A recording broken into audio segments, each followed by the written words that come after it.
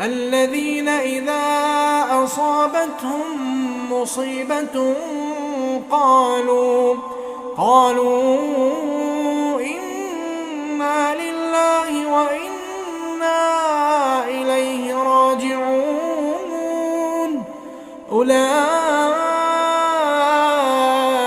عليهم صلوات من ربهم ورحمة وأولئك